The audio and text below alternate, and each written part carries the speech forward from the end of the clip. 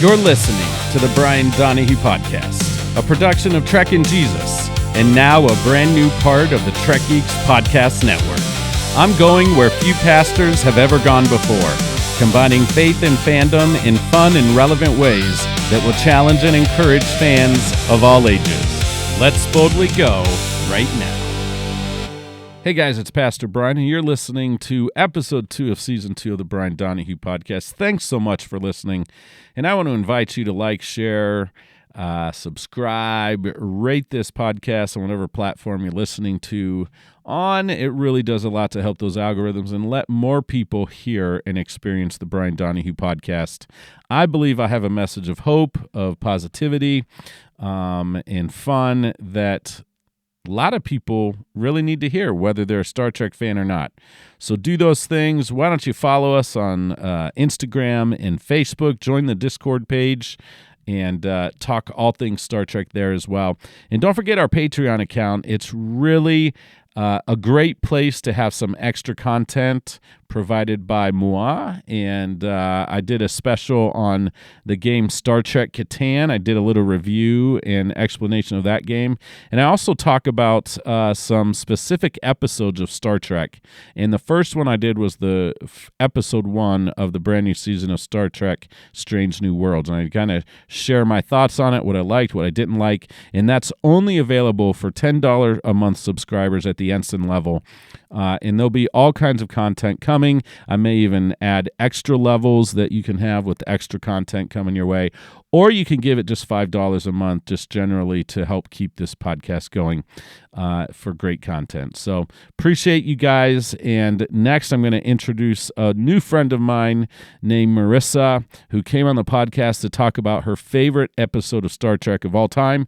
But we ended up talking about so much more. It's a little bit longer episode than usual, and I think you're really going to enjoy it. I think you're going to find Marissa very interesting and even inspiring as I did.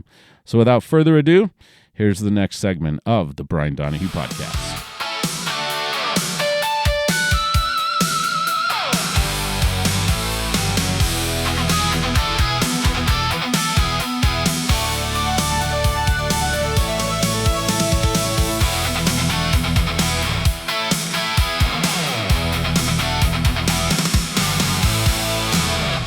And ladies and gentlemen, now it's time for everyone's favorite segment of the Brian Donahue Podcast. I haven't done any specific polling on that fact, but I just like to say it's everyone's favorite segment of the Brian Donahue Podcast. And this week I've got a very special guest. She is a part of the Engage Star Trek Magazine writing team. She's also a science teacher for middle school students, and her name is Marissa Anne. Everybody, welcome Marissa Anne to the show. How you doing? Hi, I'm doing good. How are you, Brian? I'm outstanding. My day is much better since I get to talk to you, though, I gotta admit. Thank you for coming on the show. Thank you for having me. Oh, my pleasure. Tell people a little bit about yourself, what you do and what you're about. Well, my name is Marissa Anne. I am, as you said, I am a middle school science teacher. Just started doing that in November of last year. Very exciting. Uh, uh, just being able to teach kids about science, because I always loved science when I was a kid, because it's just hands-on and because it's, fact-based and, but I always loved science. And what else? I've been a fan of Star Trek since I can always remember. I was introduced to Star Trek by my dad, but my introduction is kind of like scarring because I remember as a kid, at the time TNG was out. And at the time I did not realize the name of the episode was Skin of Evil. But I just remember walking in the living room one time as a kid, my dad's watching Star Trek. And all I remember is just seeing Commander Riker on that sand or the Yep. dirt, and he's just being pulled in there, and Data, Hmm. he's screaming for Data to help him. And I just remember as a kid, I was terrified. I Yeah. was screaming, I was crying, and I was like, Dad, Dad, I'm scared. And all he did was give me a pillow and a blanket, and I just sat behind him, and I kept that up for the rest of the episode. Oh man. And then after that, the next episode that I walked into was the episode Conspiracy. Oh, good grief. With the exploding head and Yeah. everything. Oh, Oh, no. not I that one? did. I don't remember if I saw that part, but I do Okay. remember Okay. seeing when they were stunning the some of the captains and the admirals, and when she opened Yeah. up her Yeah. mouth, and Yep. yeah. Ugh. Yeah. And then of course the other episode, The Best of Both Worlds, that messed me up too. So Yeah. what I'm getting at is that I was introduced to Star Trek by being scarred by it, watching all the horror or Yep. psychological thriller type episodes of TNG. Yeah. But my That is the most unique description of being introduced to Star Trek I've ever heard. I am I was so, scarred by it. yeah, I get it. I get it. Those are As some any kid would weird. be. Yeah. But but even though as scary as Conspiracy was, oh, I wish they would have kept going with that. That could have been Absolutely. a season Hmm. long, that could have been a season long episode. Yeah. But um, for me, Voyager was the series that I actually Okay. watched as a kid. That was the one that I watched as a kid. I guess that was probably, I want to say Voyager was probably my generation's Okay. Star Trek. Um, I watched Voyager because, me, I'm a black woman and I'm Hmm. also a kid at the same. Hmm. I'm black and I'm a female and I'm a kid at the same time. Hmm. So I'm watching it because I see Janeway. I'm watching it Yep. because I see Tuvok. Hmm. And then a couple of seasons later, we end up seeing Naomi. So Yeah. I'm watching it for those reasons. And I'm just sitting there and I'm glued to the set because I'm just watching the show and I just love it. But I didn't have like a favorite episode at that time. I don't think I really even had a favorite character at that moment. Mm. I just knew that I wanted to watch it because of Janeway, Tuvok, and Naomi. Yeah. But as I grew up and I reintroduced myself to Voyager again, I started to watch it from the point of view of the Doctor, and I think the Mm. Doctor is like my favorite Star Trek character of all time. And you don't really hear people say, oh, that's my favorite Star Trek character of all time. You normally Mm. hear Picard or Yeah. Yeah. Riker or, any of like the big five or six. But he's usually somebody's favorite Doctor, but you don't really usually hear that term, him Yeah. being called your favorite Star Trek character, but he is. And I would say also Barclay is right behind Yes. him. Yes. And I loved Barkley on Next Gen, oh my and of goodness. course Voyager too, which was Mhm. awesome. They brought him into Voyager. And I don't Um, think and a lot of people say that his character was redeemed in Voyager. I don't see it as a yeah, redemption. I see it as they, he, I don't know what word to use, but they made Barkley became what he was supposed to be. yeah, And, because when Barkley was first introduced to us in TNG, nobody really liked him. Everybody thought he hmm, was weird and stuff, you know, kooky. But yep, if you think about it, all of us have a little bit of Barkley in us. We're all absolutely. kind of like Barkley. And um, I remember the episode, I think it was Hollow Pursuits, is when we were first introduced to him. Hmm. But there was a part of me that was a little bit mad at Wesley because of the way that he treated Barkley. Because it's like when Wesley was first introduced, Yeah, our yeah, main mm, characters did not they didn't want to be around him because this is a kid, very intelligent, young, and not even in Starfleet yet. And he was kind of ousted.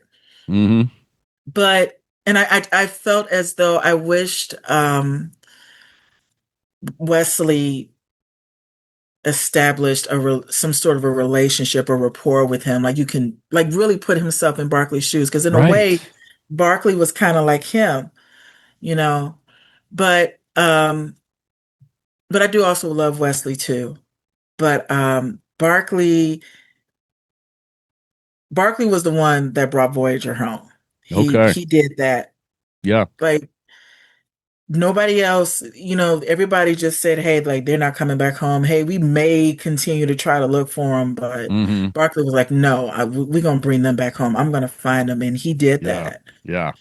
I So, like that is such an interesting take on that whole his whole character arc because I mhm. never considered I didn't like that word redemption with him either. And I've heard that Yeah. off and on through the years. I just think his character grew as a human being Mhm. like we all do. We all, he had some things to overcome about his personality, sure. But Mhm. he dealt with it. At least, and he Yep. had even on Next Gen, uh, Troy was trying to help him figure it out, and he had other crew members trying to help him. I guess you could debate how much they were really trying to Yeah. help him, but I think that in Voyager we just saw someone that just was diligent at growing as a human being and learning. And Yeah. and that's the beautiful thing about Trek that I love about Trek and how they most of the time, not always, but a lot of the times develop characters like we don't see at by the time the series is over, they might be really different than Mhm. they were at the beginning, and that's the human experience, right? that's Yep. that's like just the adventure we're on. I mean, how old is the Doctor in Starfleet Academy now? Right, Like, right. I haven't even seen that. I haven't even seen the series yet, but just based on the clips, that I've Yeah, seen, I yeah, knew that, oh, this is going to be a different Doctor. yeah, That because yeah. and when we're children, we always think that, oh, I always want to live forever. Hmm. And then when heard that they were going to bring back his character and have him in Starfleet Academy, and I was like, this is not going to be the same Doctor that we all know Hmm. and love from Voyager Hmm. or Prodigy. Yeah. The, or even, this is not going to be the same one. This is somebody who's over 800 years old. Right. That's, and when I looked at it from that point of view, it's like, human beings, as we grow older, our memories, we Yeah. forget little pieces of it. Right. We may Right. forget certain smells, or Hmm. our memory literally fades the longer we live. But in the Doctor's case, that doesn't happen. He's a computer program. Yeah. Everything that he experienced is like it happened yesterday. He remembers every single detail, down to the Hmm. scent, Yep. maybe even down to how the floor felt Yeah. against Yeah. his Yeah. feet. Right. And that's, in a way, it's amazing, and I would say horrifying at the same Hmm. time, because everybody that you know and love, they're leaving you. Yeah. Yeah. And once they leave, now you gotta create more. Now you gotta start all Hmm. over again Yep. with building a relationship with someone, and that's hard to do. I mean, even with the short lifespan that we have, that's hard to do. Yes. But for Yeah. him, 800 plus years old, Hmm. how many generations is that?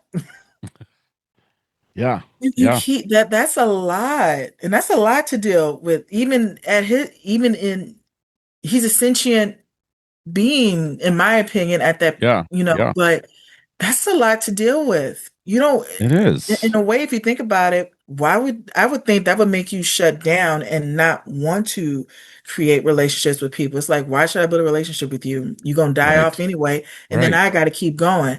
I don't Hmm. want to deal with heartbreak over and over again. That's such a good point because we can tend to fantasize in sci-fi world what that means to live forever, right?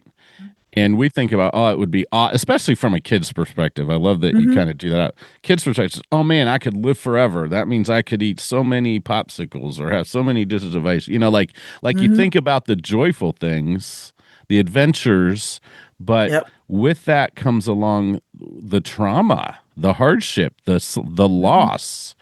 And it's like you say, as human beings, we experience loss of other human beings, family members, loved ones, a handful of times in our lives. And it's devastating, Yep. to think of that for 800 years is like puts it in a whole nother perspective. And without spoilers, Hmm. since you haven't watched Starfleet Academy, if you're a Doctor fan, I think you'll be delighted. I think you'll you'll be delighted at the very least with his part in that show. Yeah. And I did hear that they go back and touch on the yeah, episode in real life. yeah, they do. Yeah, So yeah, it'll be fun. It'll be no, I yeah, don't want to use the word fun because real life was not fun. I mean, I yeah, get yeah, emotional just seeing Belle run down the stairs at the beginning of the episode because you know what her fate is. yeah, yeah, Mhm. yeah. So, all right. Well, Marissa, boy, we're getting deep today on the I Brian know, Donahue real deep. podcast, and I love every second of it. So Marissa, let's go ahead and switch gears here a little bit and talk about it's that time of the podcast for. All right, Marissa, I'm ready. I've got my cup of coffee. Uh, it's half empty. I mean, half full. Excuse me. And I'm ready to hear what your all-time favorite Star Trek episode is. Hit me with your best shot. All right. So I grew up watching Voyager as a kid, and at that time I didn't really have a favorite episode. But as I got older, I, my favorite episode, I actually have two of them. And Great. first one would be Lifeline. Mm. If you don't know what Lifeline is about, it's basically about uh, the doctor's program. The doctor receives a message from from Barkley. I believe it was from Barkley, where he tells him like, "Hey, Doc Zimmerman is really, really sick. Mm. He's dying, and just wanted to, just let you know that." So the doctor gets the idea of like, hey, using the Midas array. Hey, because I need to go back home and check up on him. Mind you, the doctor has never met him. So, um, when you in the very beginning of the episode, he's really excited to meet Doc Zimmerman for the first time. Um, and he said, I can't wait to tell him about this, all of my adventures, how Yeah. much the program has advanced. And he's going to meet his father. Yeah. Now, people say creative. I'm just going to call it his father because that's literally what it was. Um, he's going to meet him for the first time. He has high expectations because he's heard about Doc Zimmerman. Mm-hmm. Doesn't even know who he is.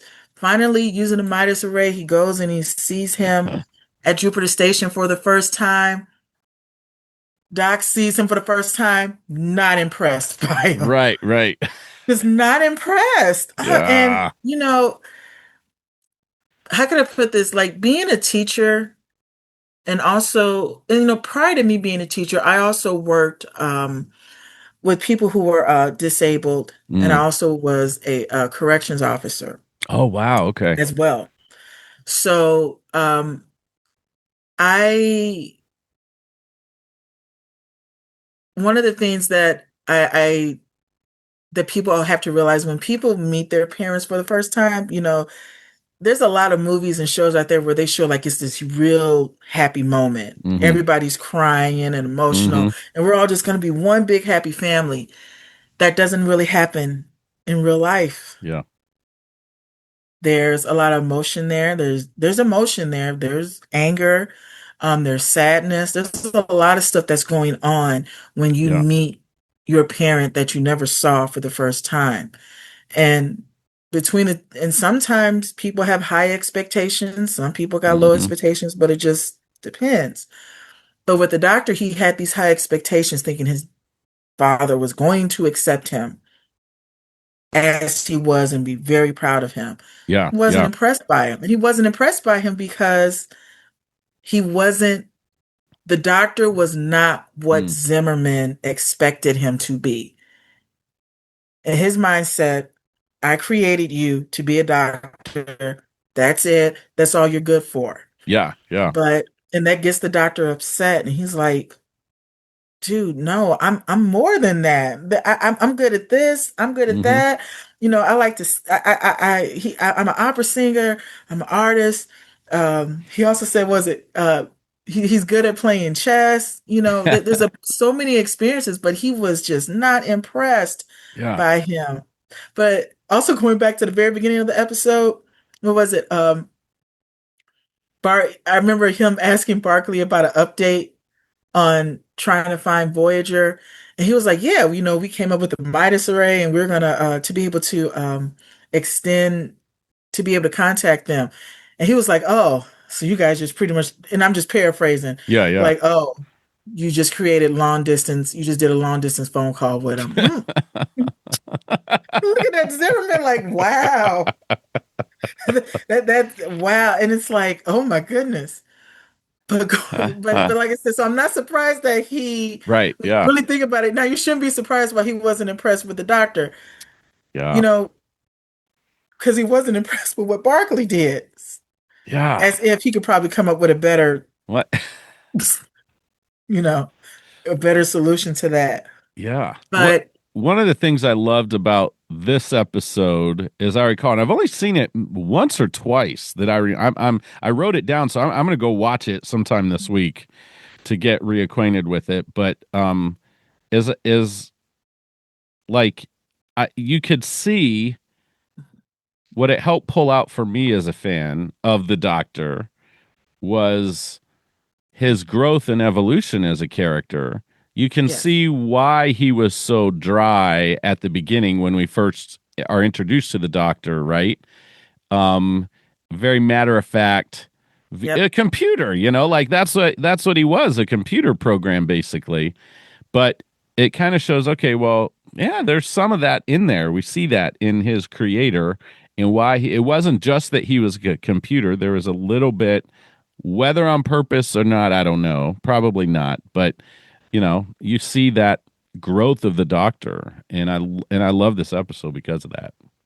I remember like there was an episode of DS9 where we see Zimmerman and Oh my goodness. Zimmerman, yeah, you see, it was called, oh God, Dr. Bashir, I presume, was the name of the episode because they were Okay. going to make an emergency Okay. medical hologram of Yes. Bashir, Got okay. and when you and you see that same type of attitude, Yeah. and and when you go back and you rewatch Voyager, it's like, and also from the point of view of a parent, Mm, children pattern themselves after their parents after so true. hopefully So not their true. whole life, but for a certain period of time, Yeah. you tend to pattern yourself after your parents. Mm-hmm. But the beauty of being a human is Mm, that you have the ability to not just pattern yourself after somebody, you have the ability to adapt, you have yeah. the ability to create on your own. Mm-hmm. And that's what Zimmerman gave the doctor. And I don't know if he even remembered giving him that ability. Yeah. You gave the doctor the ability to adapt to his situations Mm-hmm. and to be able to create things on his own. You made him be able to think for himself. Yeah. And as a parent, but at the same time, he still had these. Both of them had unrealistic. I think both of them had Yeah. unrealistic expectations for each other. Yeah. Um, and there's a point in the episode where the two of them really had a heart to heart, and Zimmerman talks about why he thinks of the Mark Ones the way he thought of them. It's Mm, because that's how Starfleet saw them. Um, and when I listened to that, I felt as though this really is, and I don't think that's how he really felt about the Mark Ones. I think he really just is repeating to the doctor what yeah. Starfleet Yeah. said Yeah. to him about the Mark Ones. Like, we don't really care. I mean, Mm-hmm. we're just going to take them offline anyway because we don't need them. They had too many flaws. They were this, they were that. And then he's repeating all of that back to the doctor. Yeah. So, Oh, and that's so deep. yeah, it's You, yeah. And sometimes as parents, when we're disappointed with our kids, we mm-hmm. say things to them. Mm-hmm. And we have to be careful of the things that we say to our kids and the things that we Yeah. do around our children Mm-hmm. because there are first of all, children are going to pay attention more to what you do Yeah. than what you say. But there are times where they are going to pay attention to the things that you say, Mm-hmm. especially when it's about them. Yeah. And you know, that episode has taught me as a parent to be careful of things that I say Mm. about my child, whether it's Yeah. to them or behind them, Oh, it's so good. and to be careful of things that I do, and to learn to accept my child for who they are. Right. Right. Because, yes, I have expectations for my child, but he also has the expectations for Mm-hmm. himself. Mm-hmm. There's dreams and goals that he wants. My Yeah. job as a parent is to love him, provide him with advice, the guidance, Mm-hmm. discipline to be able to help him to achieve his goals and not put unrealistic Yeah. expectations on him. I cannot live out, I can't put my insecurities onto my Mm-hmm. child. The stuff that I did not achieve, I Mm-hmm. can't try to put that on my child and have Right. him live out the things that I wish I could have lived Yes. out. Yeah. And I think that's what Zimmerman was doing with the doctor. Mm. He was putting all of that on him. And the Mm. doctor was like, and I remember the line that that there was a scene where like I said, they were having the heart to heart, and Zimmerman's like, I'm gonna do this to you, I'm gonna upgrade your program, I'm gonna add this, I'm gonna add that. And the doctor screams out to him, why can't you accept me as I Wow. am? Yeah. And Yeah. Zimmerman's response was, um, because you're defective. Mm. I remember when I rewatched that episode, tears started flowing out of my eyes um when Zimmerman said that to him. Because there are times in my life where I've heard adults tell Yeah. me, they didn't say the exact words, you're Mm-hmm. defective, but it's like Yeah. Yep. they would say things that are along those lines. And Yep. it's like, that's hurtful to say to someone, Mm-hmm. especially a parent to a child. Yeah. I'm not accepting you as you are because you're defective. And then once he said that, Zimmerman went into what Starfleet was doing Mm-hmm. to him. So it's almost like because of the way that you were treated at work, Yeah. Yeah. you took it This out. is your response. This is your You took it out reaction. on Yeah. him instead of you taking it out on the people that treated you that way. Yeah. And I Yeah. just feel like as parents, we really have to be careful Mm-hmm. with the That's things so that we good. say and that we do because we can say things and do things that we're going to regret for a lifetime. Absolutely. And one of That the things, Oh, yeah, go go ahead. ahead. Okay. Well, I was just going to say, this is resonating so much for me as a parent with two kids, a boy and a girl, and there's something that, and I don't remember if this episode, maybe you can share kind of how it concluded, but one of the things I am passionate about as a parent and teaching other parents is the act of apologizing to your kids when you do mess up yourself, when you say something that you know was not helpful. Because there's a Hmm. difference between teaching moments and discipline that is geared towards teaching and development and growth, and just cutting down because you're disappointed or you're hurt, or like you say, so often we carry baggage that comes from our past into Hmm. all areas of our life, but unfortunately sometimes that comes out on our kids. And so to be able to learn and recognize that, to avoid the negativity of that being shown to our kids, is huge and important and worth struggling with and worth trying. Like, we're talking about the human experiencing towards growth, right? And Hmm. like, as parents, that's something we should strive for. And like, I'm definitely gonna watch this episode again, Marissa, because I'm like, you have made it so deep for me. I'm going, holy Yeah. cow! Let's. This is what Star Trek's about. It's showing us the human experience in a Yeah. little bit different way, to where we can examine our own lives and go, huh? Is there anything here I need to adjust? Is there anything here I don't like about myself that I can kind of tap into and learn and grow about? So, Zimmerman, because I actually have some of the lines here. It's from the website Chakotay.net. They tend to okay, put yeah, all of yeah. the, yeah. So Hmm. Zimmerman says in the episode, Well, the EMH says, I don't want any favors and I don't want your new subroutines. Why can't you accept me as I am? Mm-hmm. Zimmerman says, because you're defective. Emergency medical hotheads, extremely marginal house calls. That's what everyone used to call the Mark Ones until they were bounced out of the medical corps. I tried to have them decommissioned, but Starfleet, in its infinite wisdom, overruled me and reassigned them all to work waste transfer barges. Oh my And he goodness. goes, yeah. So he said, and he continues with, that's where you'd be too if you hadn't been lost in the Delta Quadrant. And then he goes on to say, do you know how humiliating it is to have 675 Mark Ones out there scrubbing plasma conduits, all Mm. with my face?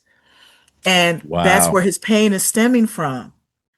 Starfleet disrespected him, Mm. disrespected his work. And like you said, he tried to save them by just decommissioning them. No, Right. we're just Right. going to make them go clean waste transfer barges. And then if you go and watch the episode Arthur, you see the very end of it. You see them at the Really? cleaning the waste transfer barges. You're like, whoa, I see why Zimmerman. You understand the anger, Yeah. Yeah. but at the same time, Hmm. um, just because with parents, we see people again, we see people that treat us horribly. And Yeah. then when we get home, we take it out. If you don't have control over yourself, Mm-hmm. you're going to go home and you're going to take it out on the people that you care about. Yeah. You Yeah. know, um, and I just felt so bad for the doctor because now I see where he gets his personality from. Um, I can't remember the name of the of his assistant, but she said pretty much that he did put a little bit of himself into the Mark Ones, and I'm like, you sure he Mm. put a little bit? Because it sounded like it looks like it was a lot. And then, like, if you compare like seasons 1 through 2 and 3 of Doctor to who Zimmerman is, it's like, oh man, Yeah. you are literally your father's. You are your Yep. father, Yep. you know. But the episode did have, a silver lining. Mm. They came to a point where they had a conversation Yeah. and they sat down, they were able to get to know each other, and then the episode ends with Barkley takes a picture of them together. And it was a little sweet thing where they came to some sort of understanding. I don't Yeah. know if their Yeah. relationship improved or Right. anything as Yep. time went Yep. on, but you see that they came to some sort of understanding. And in real life, that doesn't always happen. Yeah. Sometimes when children and their parents don't agree with each Mm-hmm. other, sometimes they don't come to an Yeah. understanding and they Yeah. just go their separate ways. Yeah. And then sometimes they do, and then they're able to work things out. Yeah. And that is the end goal. That's what you want. Yeah. And just watching the episode Mm. Lifeline, it kind of reminds me of the relationship that I have with my parents. Mm. And but the way the show ended just gives me hope Yeah. that I can come to an understanding with my Yeah. parents, Yeah. which I have. Mm-hmm. So that's why I'm so glad that's why I like this episode, because Yeah. it gave me a sense of hope Mm. that I am getting right now with the relationship with my Yeah. parents. Because That's beautiful. yeah, and that's why I love Star Trek so much, because it is a show about hope. And to me, Star Trek is more than just a show about science fiction. Yeah. It's more than Yeah. about technology. Mm-hmm. I mean, it's really, to me, it's a show that's about having the faith that humanity can change for the better. And I feel as though Star Trek is moving beyond being a franchise. To me, it's more of a movement now, or an active life, because Absolutely. Star Trek is directly affecting people. There's a reason why we all keep going back to it, Yeah. to watching it. I mean, people are like, oh my goodness, like some of the tools and items that you see them use in Star Trek, either somebody has invented them or and they're being used, or somebody's in the Hmm. process of putting it together. Yeah. Yeah. Star Trek can be our future if we want it to be. Hmm. But that's Absolutely. the choice Yeah. that we all have to make. Yeah. Are we willing to make sacrifices to be able to have a better world? Are we willing to let go of our insecurities Hmm. to be able to have a better world? Are we able to go back and reevaluate our own lives and Hmm. see what and let go of whatever biases or Yep. prejudices that we have Yep. to be able to move on? Mm. And people keep saying that we want this world of Star Trek, but it's going to take a lot of work. And Yeah. one of the things that I do hear, a lot of people say that, well, we're going to have to go through like World War III and all that other stuff that they went through before they even before Starfleet even became Starfleet, before there was a Federation. And I tell people, no, we don't have to go through that. I agree, We don't 100%. have to. Yeah. Yeah. Why do we got to go through pain Yep. in order to receive happiness? Hmm. We don't have to. We Yeah. can make the change today without fighting each other. Yeah. Absolutely. And one of the keys to that, I tell anybody that'll listen, Marissa, is we have to listen to each other. And you've Mhm. mentioned that off and on throughout um your description of this episode. Is listening is one of the most powerful tools for the listener personally to learn, to understand. You've used the word understanding, and to be able to intelligently, but also, frankly, emotionally engage and interact with other people who are different than us, who have different political views, different ideologies, name it. And it's a tool for learning, but also understanding and having compassion for someone. I'll share a brief story, Mhm. if I can, about a professor, and I can't remember the name of the university, but he would invite people from different point of views onto campus to have debates. And he said it was very visceral. They would attack each other personally. It was just like, he's like, we're at a university here. Like, come on. So what he started doing was he would invite the debaters from each side, whatever they were debating about, and invite them to his house for dinner. And they would sit down at a table together and eat food together and drink whatever they were drinking. And he wanted them to share their life stories with each other.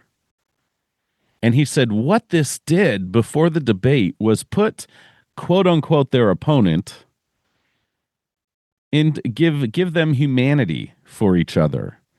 Give them understanding of where they're coming from and why they hold the point of view they hold. In so that even if they disagree with it, like you said, we don't have to all agree on everything. That's boring, frankly. Mhm. Very boring. Let's, but so when it came time for debate, he said those people who agreed to do that never once personally attacked the other person then, because they saw them as a human being with value, with heart, with intelligence. They just felt or thought differently than they did about whatever topic they were coming together to debate. And he said it made the debate richer.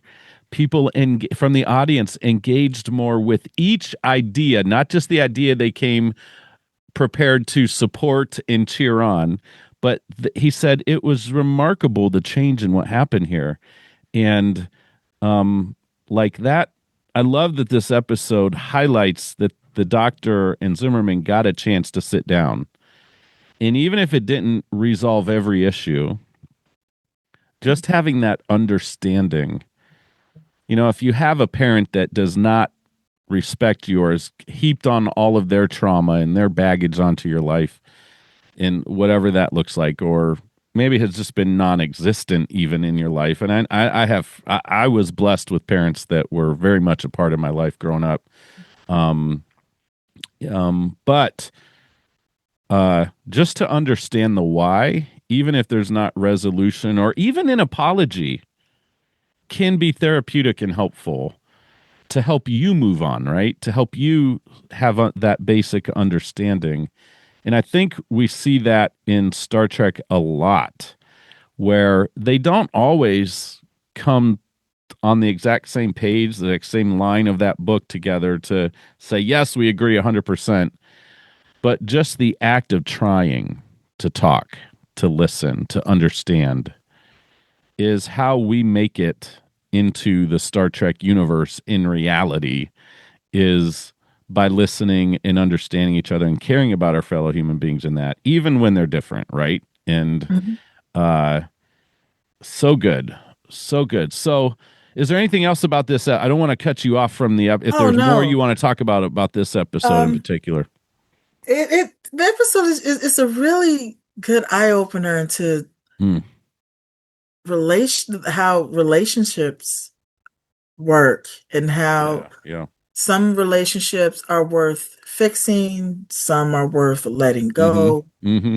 some are Very worth true. creating, and I think this episode showed that this was the relationship between Zimmerman and the doctor. It's kind of weird because both of them are Doc Zimmerman. If you Right. think about it. One just studies holography, the other one actually studies, organisms. Uh-huh. But this was a relationship that not only was created, that was Mm. worth creating, but a relationship that was also trying to be fixed at the same time. I Yeah, mean, yeah. Barkley even brought in Troy. Like Troy, I'm trying to get these two to get along. This ain't working. Troy came in. And I remember her saying when she tried to talk to them, she said, "You know what? The both of you guys are just jerks." She said, the two of you, she said, "I thought the two of you would be, you know, two, different, you'll be identical, but you would just be different." She said, "No, you're the same side. You guys are the same side of the That's coin. hilarious. You're Yeah. both Yeah. jerks." Mm-hmm. Because neither of them wanted to listen to each other. Because it's kind Yeah. of funny because when you watch how the doctor is communicating with his father, to a certain degree, we got season one, season two, doc just came back all of a sudden. Mm-hmm. That really Mm-hmm. angry, not really angry doc, but the really Yeah. sarcastic Yep. Yep. doctor. Mm-hmm. And it was just so funny because you're like, wow, you are your father's child. Yeah. Yeah. And but I liked how the two of them they started the journey Yeah. of working it out. Yeah. That's what this episode showed. It showed how to start that journey Yeah.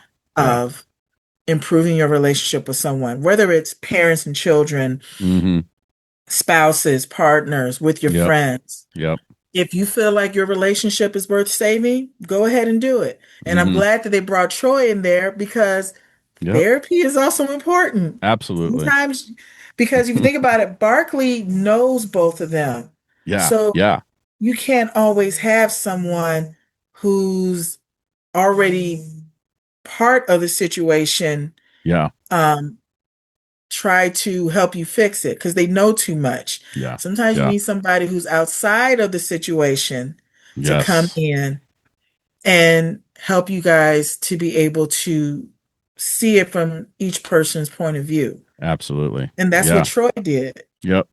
Yep. And the idea that they had to make the guys, because first and foremost, like Zimmerman was like avoiding the doctor at all costs because Doc is like, dude, you're sick. I'm trying to save your life here. Mm-hmm. And no matter what the doctor did, he did what he could to avoid him. So the Mm-hmm. only way that they could get them, and eventually the doctor said, you know what, he don't want me to save him. I'm leaving. Mm-hmm. But Barkley's like, but dude, like, Midas Array has to charge up. It's gonna take a couple of weeks. You just gonna have to sit here and deal with it. But so they all came up with this idea of, okay, we're gonna make the doctor's program appear as if it's damaged. And that's how that conversation started. Yeah. You got one person who's literally on the verge of dying, and then Mm. you have the father who's on the verge of dying. He has to use his, and then you got the son who is also on the verge of dying, and they both need each Yeah. other Yeah. to Yeah. survive. And that's what Mm. happened. And That's I'm actually kind of amazing. glad that they did it that way. They literally Yeah. showed that the two of them needed each other at the end of Yeah. the day. Yeah. And that was a relationship that was worth saving because they needed Hmm. each other. Yeah. That is beautiful, Marissa. And I just one of the things I like to say as we wrap up this time together is like humanity is such a beautiful mosaic Mhm. of different, and we do need each other. It's life would be boring if we all thought the same. We're basically automatons walking around agreeing with everything. Yeah. We can see art differently because someone else from a different perspective says, "Oh, I see this. This represents," and you didn't see that in a million years. And you're like, "Wow, look at whoa!" How we read literature, how we watch film, how we relate to each other, how we recreate. I mean, everything. We need to embrace this mosaic, and we need to appreciate the different that other people around us brings. And again, listen. And I love, Marissa, that you talk about they started the journey. We don't see the full completion of that journey, but the point is they started it, and that can be the hardest thing, right? That can be the hardest part. So, Marissa, I am deeply encouraged by you today. Thank you so much for sharing. Thank you. I Yeah. enjoyed this conversation. I really did. We're going to do it again. If you want to come back on again Yes, another because I time, remember I I said I would. had two, and I only went Yeah, over one. exactly. I had Exactly. two, only went over the one. But I would love to come back on and Awesome. do the one. The other episode was Latent Image. So Leighton, is that Voyager as well? that's Voyager as well. That one, Okay. and remember how I told you how I work with people who are mentally disabled? Yeah. To me, that was a show that talked about dealing with mental health, specifically the Okay. doctor's mental health. But Latent Okay. Image, he's pretty much, in my opinion, he's showing signs of PTSD with Okay. what happened in that episode. So, I'm going to write that one down so I can watch it mhm. before I have you on again, too. So, Okay. And like I said, you just awesome. I can't wait to discuss that episode, Latent Image. I love that one too. So, Cool. Right on. Well, mhm. my new friend, thank you so much for coming on the podcast. And stay tuned. The next segment of the podcast is right around the corner.